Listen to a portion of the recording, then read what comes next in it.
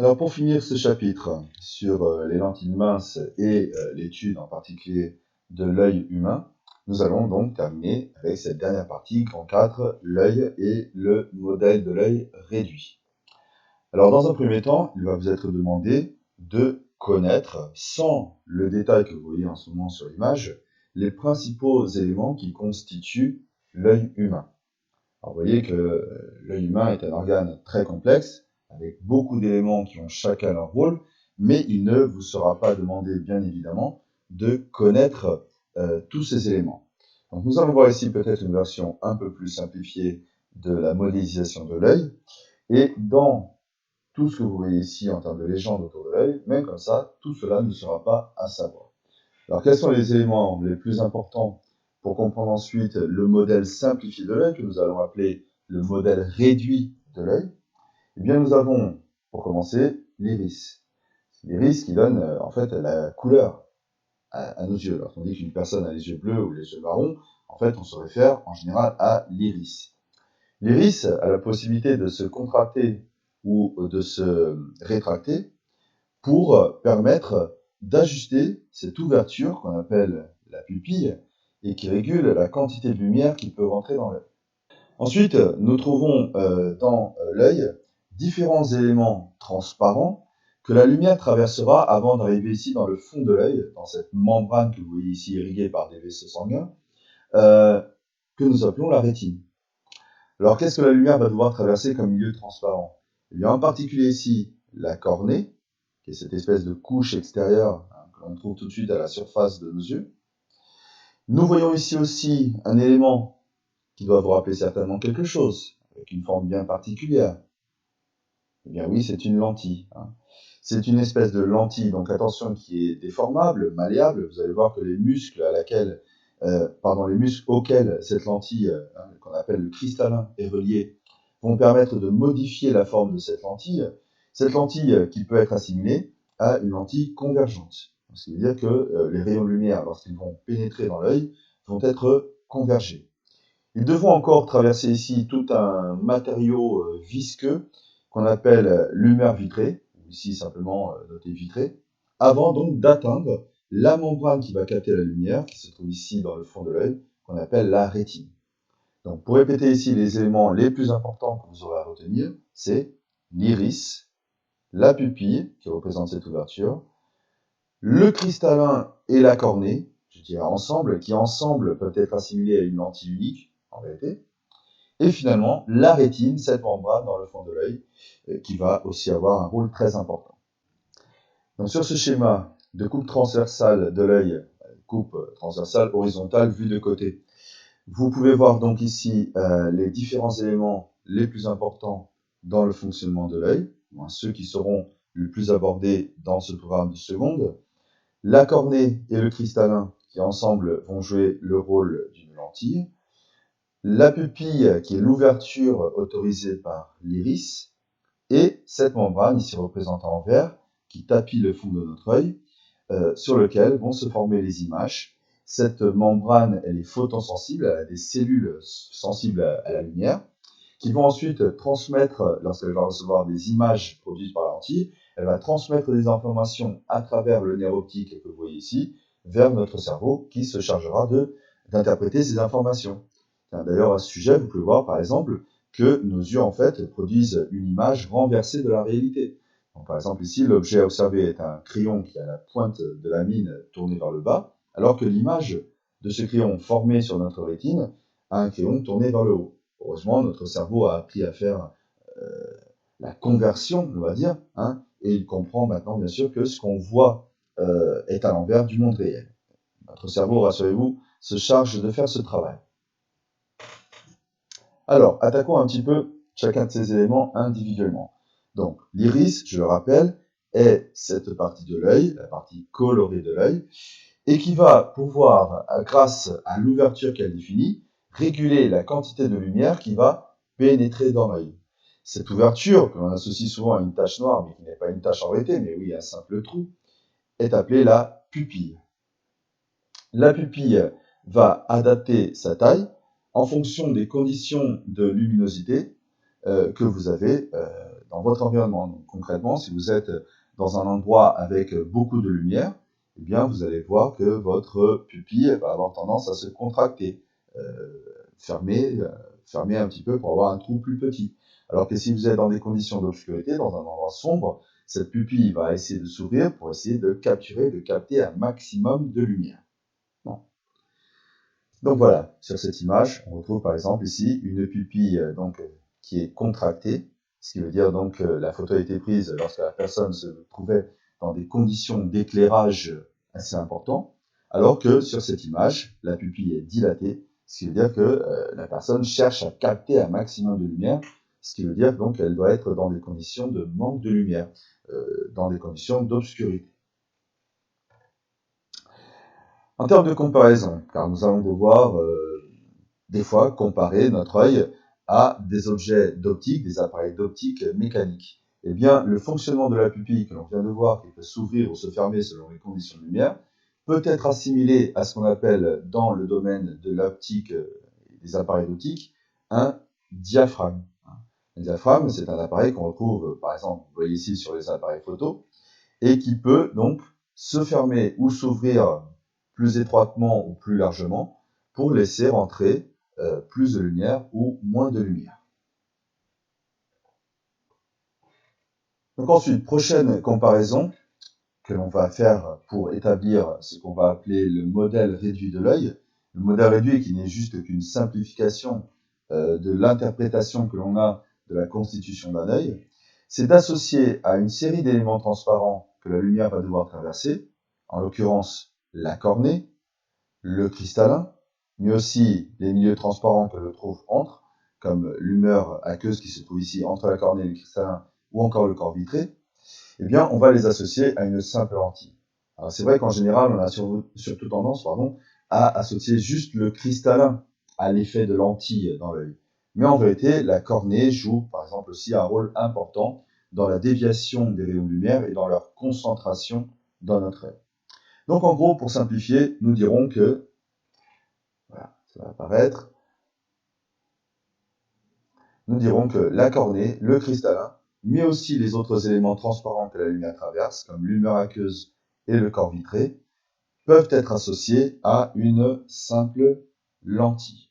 Mais attention, plus concrètement, à une lentille convergente. Si on peut associer le cristallin et les autres éléments à une lentille convergente, eh bien cette lentille convergente, elle va ensuite former des images, des objets que l'on voit autour de nous, et cette image, il faut bien qu'elle se forme quelque part.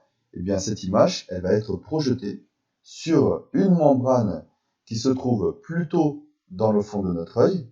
Cette membrane, on l'appelle la rétine. Donc elle possède certaines zones particulières, comme ici la macula, mais ça ne fait pas partie du programme, nous n'en parlerons pas. La rétine est une membrane qui contient beaucoup de cellules photosensibles qui vont, on va dire, capturer la lumière, réagir d'une certaine façon avec la lumière de l'image qui est formée sur cette rétine, et ensuite des messages nerveux seront envoyés vers le cerveau à travers le nerf optique qui va interpréter donc cette image. Donc finalement, notre rétine, elle va agir un petit peu comme un écran, un peu comme ici l'image envoyée par le projecteur est projetée sur un écran, ici sur une toile. Eh bien, dans nos yeux, c'est à peu près la même chose. L'image formée par la lentille, en particulier par le cristallin, est projetée sur une toile qui est notre rétine. Alors attention, il va falloir qu'on parle ici d'un petit sujet. Pour qu'une personne voit le monde net, c'est-à-dire avec une image bien définie, pas floue, il faut absolument que l'image soit formée sur la rétine, c'est-à-dire à une distance bien particulière du cristallin.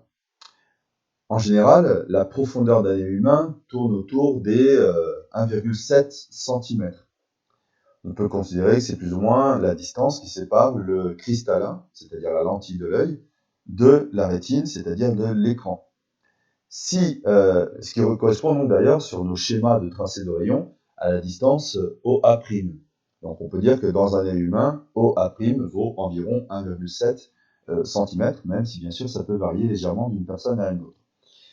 Donc attention, pour que l'on voit bien les objets qui nous entourent, il faut absolument que l'image se forme à une distance OA' égale à la distance qui sépare le cristallin de la lentille.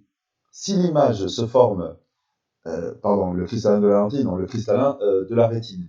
Si l'image se forme un peu avant la rétine ou un peu après la rétine, eh bien, vous ne verrez pas le monde de façon nette, mais oui, de façon floue. Heureusement, notre œil est déjà préparé à cet effet, et concrètement, plus concrètement d'ailleurs, notre cristallin, c'est-à-dire notre lentille naturelle, est préparé pour cet effet. Alors pour le comprendre, on va essayer de voir ça en image. Ici, vous pouvez voir déjà tout de suite que l'image de l'objet est au niveau de la rétine. On va considérer ici, sauf bien sûr imprécision due à la difficulté de dessiner ça sur un schéma, que le crayon s'est formé au niveau de la rétine. Et donc du coup, en ce moment, la personne qui voit ce crayon le voit de façon nette, parce que l'image, elle est sur la rétine. Alors, déterminons ici, grâce à ce schéma, une chose. Vous allez voir, très simple à déterminer. On va déterminer où se trouve le foyer image de notre lentille ici, que l'on va assimiler au cristallin. Alors pour ce faire, nous allons faire un simple tracé de rayon. Mais tout d'abord, donc, nous allons associer cette lentille naturelle, le cristallin, à une lentille convergente. On va voilà, carrément par-dessus le cristallin, schématiser une lentille convergente avec le schéma que vous connaissez. Vous reconnaissez bien sûr ici en pointillé alors l'axe optique, et ici au croisement des deux, au croisement de l'axe optique et de la lentille, nous reconnaissons ici donc le centre optique O. Alors je vais prendre comme point objet de référence la pointe de la gomme du crayon. À partir de ce point, je vais déjà faire un rayon caractéristique, qui est le rayon qui passe par le centre optique de la lentille et qui n'est pas dévié.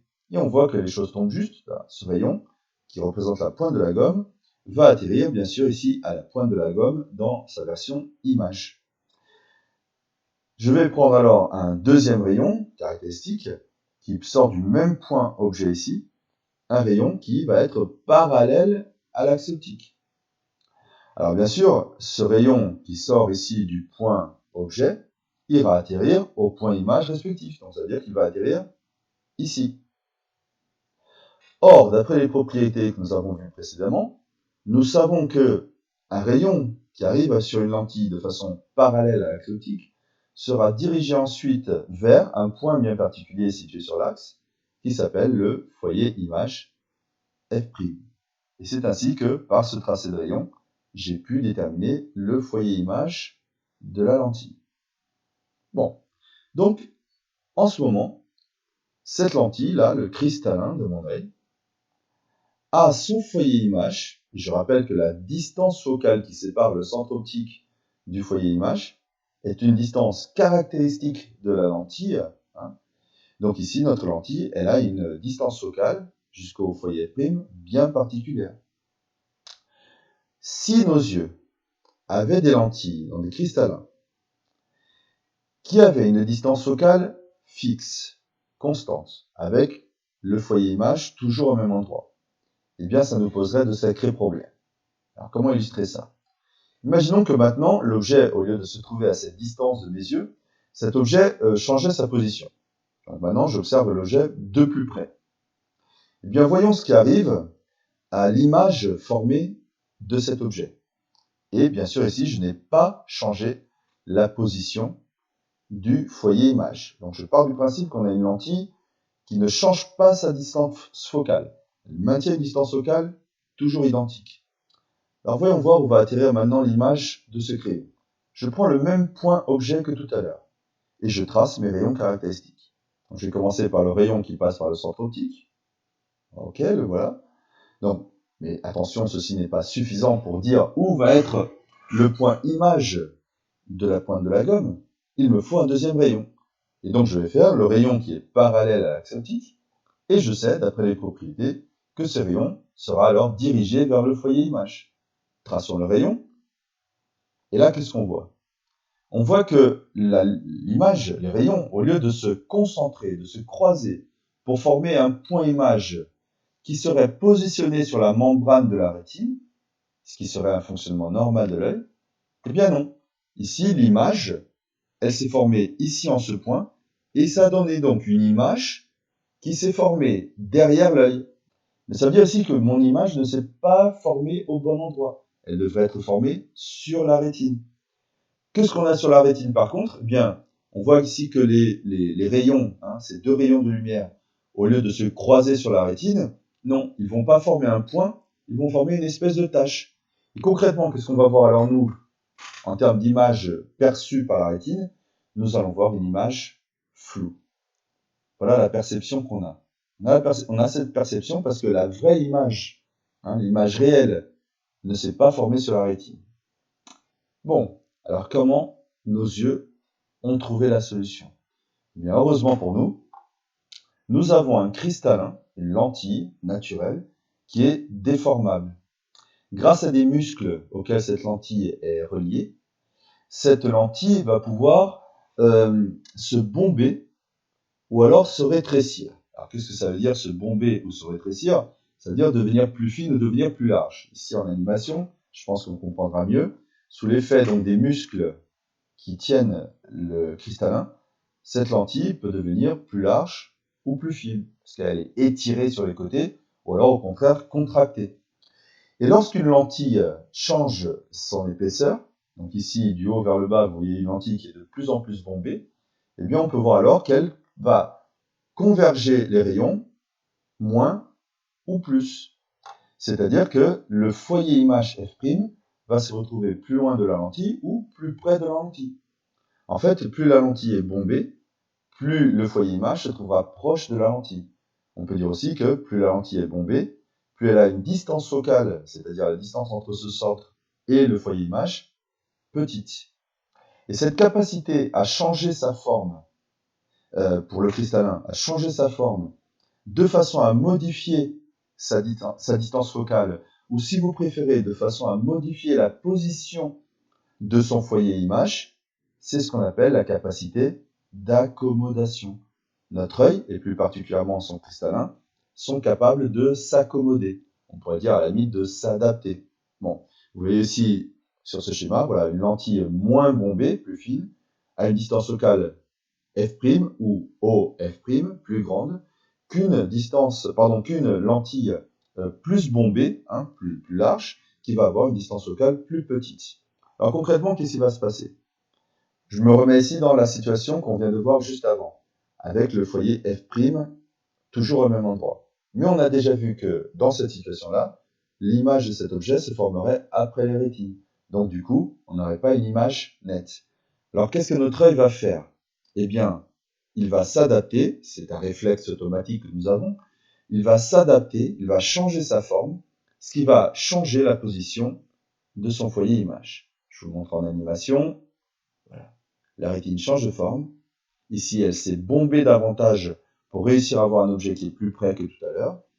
Et donc ici, le foyer image s'est rapproché du cristallin. Et normalement, ça résout le problème. Dans quel sens? Eh bien, dans le sens que maintenant, je pense, les rayons se croiseront bien au niveau de la rétine, ce qui va donner une image nette. On peut le vérifier par le tracé des rayons. Je reprends mon rayon qui passe par le centre optique et qui n'est pas dévié, et mon deuxième rayon, parallèle à l'axe optique, qui ira vers le foyer image. Et là, qu'est-ce qu'on voit? On voit que le croisement des rayons donne une image du crayon qui est bien au niveau de la rétine, et du coup maintenant je vois net. Mais je rappelle que pour cela, il a fallu que le cristallin adapte sa forme de façon à adapter comme il faut la position du foyer, de façon à ramener l'image au niveau de la rétine. Voilà ce qu'est l'accommodation du cristallin de l'œil, qui nous permet donc de voir des objets à différentes distances. Pour des objets plus loin, le cristallin s'adapte de façon à être plus fin avec une plus grande distance focale. Pour observer des objets plus près, le cristallin se gonfle, se bombe, de façon à converger davantage vers un foyer image plus proche. Pour conclure, nous avons finalement travaillé sur l'œil en interprétant l'œil comme étant un dispositif, un modèle relativement simple. Attention bien sûr, je rappelle qu'il s'agit d'une simplification, en associant à certains éléments de l'œil un rôle bien particulier que l'on peut associer, assimiler à des dispositifs en termes de matériel technologique. Alors concrètement, nous avons vu que l'iris et la pupille sont deux éléments qui vont s'adapter pour faire entrer plus de lumière ou moins de lumière dans l'œil. On peut les associer à un diaphragme, comme je vous l'ai montré tout à l'heure dans un appareil photo. Dans l'œil, on retrouve aussi le cristallin, qui va être le principal élément qui va jouer le rôle de lentille convergente dans l'œil. Finalement, les images formées par le cristallin, c'est-à-dire par la lentille convergente, doivent être projetées quelque part, sur un écran concrètement, et dans l'œil, ce qui joue le rôle d'écran, c'est la membrane qu'on retrouve au fond de l'œil et qu'on appelle la rétine. Donc, vous retrouvez ici en bas ce qu'on appelle le modèle réduit de l'œil, ou modèle de l'œil réduit. Il s'agit tout simplement d'une simplification de l'interprétation de ce qu'est l'œil et de la façon dont il fonctionne. Voilà les élèves, comme d'habitude, n'hésitez pas, si vous avez des questions, à les poser. À bientôt.